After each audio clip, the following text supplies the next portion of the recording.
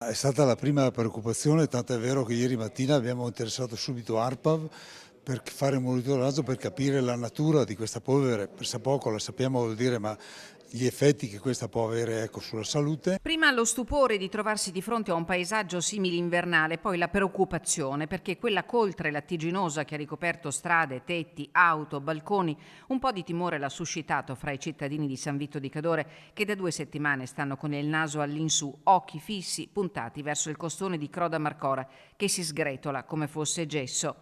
Anche di queste paure si è parlato al tavolo convocato a Palazzo dei Rettori. C'è stata effettivamente questa preoccupazione, qualcuno girava con la mascherina. La prima risposta che ci hanno dato è che questa materia non è,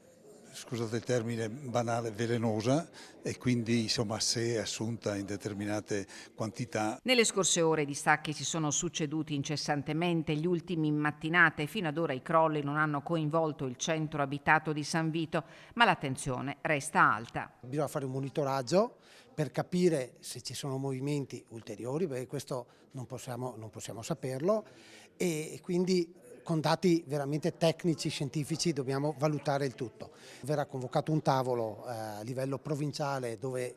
chiameremo tutti quanti, anche la Regione, l'ARPAV e tutte le forze dell'ordine, anche i comuni interessati, per gestire anche tutti i sistemi di allarme e anche per capire come che tutti questi sistemi interagiscono tra di loro. Serve perciò una concertazione anche per i sistemi di allarme attivati per le situazioni d'emergenza lungo la 51 di Alemagna, da Acquabona monitorata da ANAS, Rio Rudan da Regione Veneto, Cancia dalla provincia e poi il Marcora, i cui distacchi, specie l'ultimo, erano stati ampiamente previsti dal geologo incaricato da Palazzo Piloni. Non bisogna mai abbassare la guardia e continuare a monitorare con occhio attento eventuali fenomeni più importanti ma chiaramente molto più difficili e attualmente non sostenuti da nessuna prova, quindi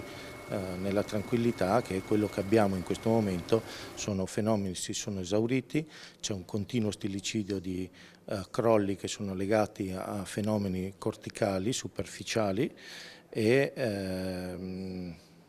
andremo a vedere oltre, attualmente non ci sono pericoli